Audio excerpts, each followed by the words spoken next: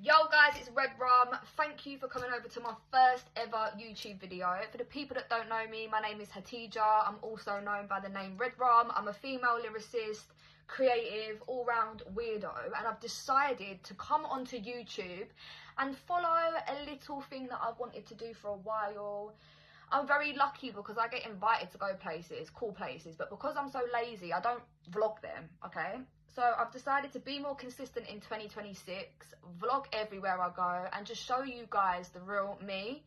If this video gets 100 views, million views, 10k views, I don't care, yeah? Just hit the subscribe button, comment, like, share, come along on this journey, because it's just something that I've always wanted to do. So, to break the ice, I want to do a Q&A. I asked you guys over on Instagram to send me some mad questions. They could be normal questions, weird questions, rogue questions. I don't care. Some of you have gone bare rogue. Number one, if music didn't work out, what would be my backup career? I love holistic stuff, spiritual stuff. I used to get paid to do readings, and it just kind of runs in our family. So it would probably be something to do with entrepreneurship and just making my own business, holistic, spiritual stuff. This is something I want to do later on in life, but if I didn't have the music, I'd probably be doing it now, but I'm just enjoying myself. Cats or dogs? Cats all day, every day. That's my song. Have you ever recorded something and immediately thought, yeah, this is getting me cancelled? Yes, I had a rap battle that was scheduled a couple of months ago, and I wrote 3 whole rounds for this girl, and they were so diabolical. God cancelled it. Like, the girl cancelled. She didn't want to turn up. And it's probably for the best, because the stuff, that's when I first started doing battles, and it was diabolical. Even my girlfriend and everyone was like, I don't think you should have said that, because I would have got jumped. But yeah, it was that.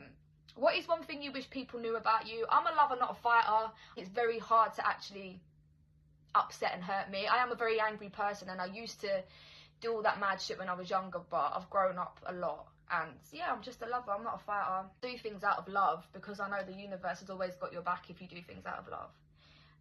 Would you rather sleep with Danny Boy 83 or die a slow, painful death?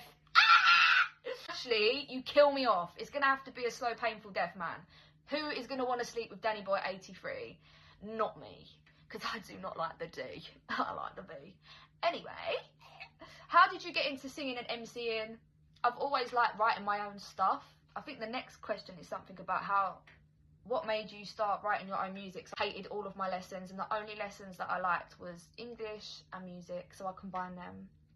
And I had to do a song for my GCSEs, and I wrote it about my cat, and I thought, do you know what, I like this. I feel better after I write about my feelings.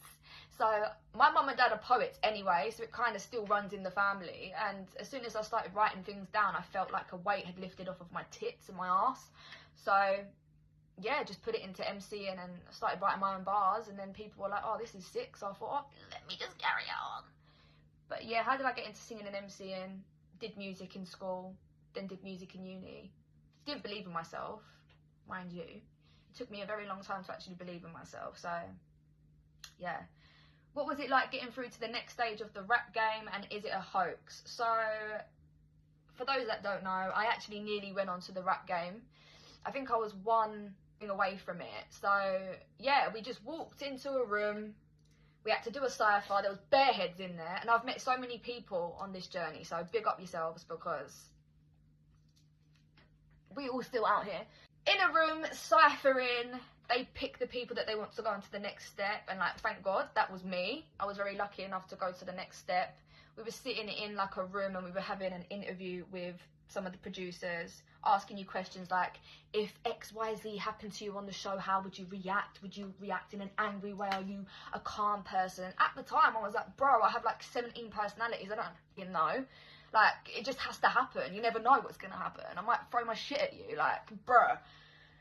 But I had this inkling that they wanted a female to win, and obviously the series that I was nearly added into, a female won, and I could grasp that energy anyway from the get-go. So I think that's a reason why they put me into the next stage.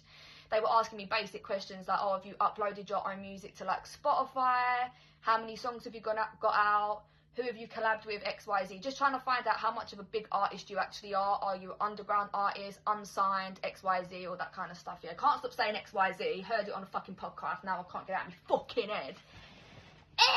And then after that, you would go into another room with the actual big producers where they'd ask you further questions, ask you to MC, ask you to spit some bars, talk about your life.